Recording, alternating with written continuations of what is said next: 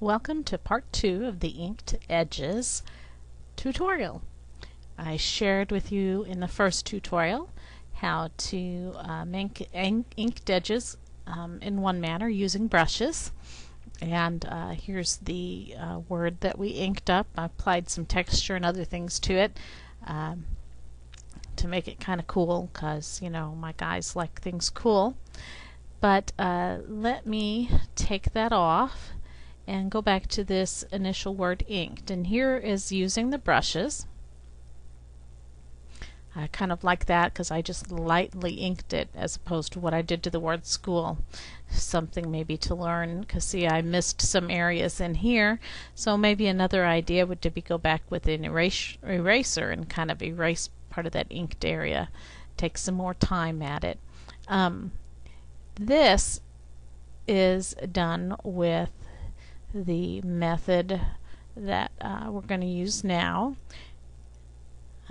Here it is again. This is the same method, and I'm showing you these because each one of these was done using the same method, but I just varied settings. I actually kind of like the way that particular one looks if I would remember the settings, but this is really cool too, and there's nothing wrong with it. Just gives it a whole new look. And I think, see, there's another one, but it's much lighter. I think I lowered the opacity on that layer. No, I didn't. It's just much lighter. And so I have a new word for us to work on. The word again, because my kids would say, we have to go to school again. And we're going to ink it. And so let's make a new layer, because we're going to put that inking on a new layer just as we did before, only this time we're not going to use brushes. I'm going to hold down on the control key and make those marching ants again. What would we do without that little control marching ant thing?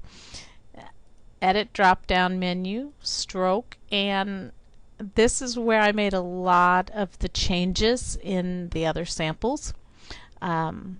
I've got a stroke of 25 right now. Of course, you could change the color, and it's on the inside. I left it on the inside for all of these.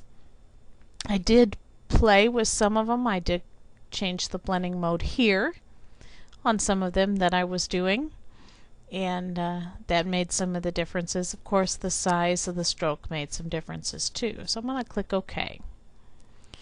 And actually, it's kind of cool just like that. But let's go ahead and change that into some ink. Now, it's kind of important to go ahead and leave your marching ants there, your selection, because we're going to be applying the Gaussian blur to it, and we don't want that blur to be smeared outside of the area of the letter.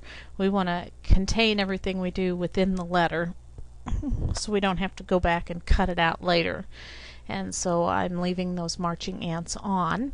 Let's go to the filter drop down menu, noise, and add some noise. And of course, this is where you can do some variations, changes.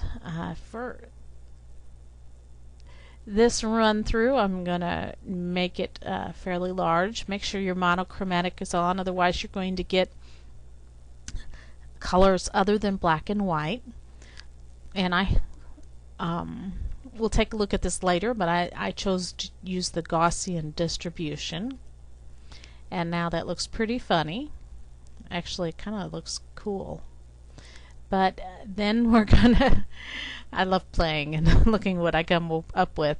I'm gonna go ahead and apply this multiply blending mode right now.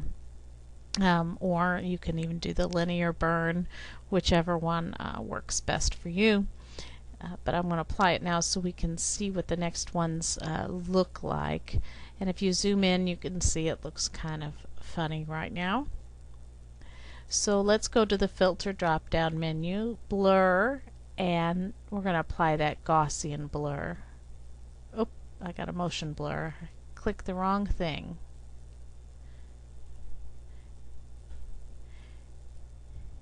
and I'm on my background layer. I couldn't figure out what was wrong. See, I tell newbie scrappers that the majority of the time if something doesn't do what you want it to do, it's usually because you're on the wrong layer. Blur, Gaussian blur, there we go. And now you can see over here on the desktop, it's already changed and it looks like it has some inked edges, and you can see that here on the preview also. And so let's play with it and get it to something. See, you can do that and it nearly goes away, but I'm going to go back down and get it to something that looks good to you. Blur that on up and click OK. And now I'm going to go back and add noise again. Where is the noise? But this time I'm not going to have that setting so high. I'm going to drop it on down. And let's go out here and zoom in. I'm going to undo. Filter, distort, add noise. And let's look at this so you can see the differences between the uniform and the Gaussian, so you can make your decision. You can see now it looks kind of inked, and this took out those brighter green thing. That's probably, let's hit the back button. Whoops. It's probably because we're using linear burn rather than multiply. Let's go try this again. There. And now you can see that looks pretty good for the Gaussian blur. With the multiply, looks better than the linear burn to me. And it looks inked. It looks more like you've taken you know, something, a pad with some ink and rubbed it around the edges. But if you use the uniform, it takes off that extra stuff and it still looks inked. It's a personal preference, whichever one you prefer. I'll go back and forth. There's the Gaussian and the uniform, whichever one you prefer. I kind of tended to like the way the Gaussian looked. It looked more ink to me. And so that's all it is. I'm going to hit Control D now that I'm done, and you can see I have some pretty cool ink looking letters, and it wasn't very hard. I can do it again real fast if you want. Real fast. Control, get those marching ants, edit, stroke inside of 25, filter, noise, add noise. I'm going to turn the noise up the first round. Filter, blur, Gaussian blur. You play with it until you get something you like. Hit OK.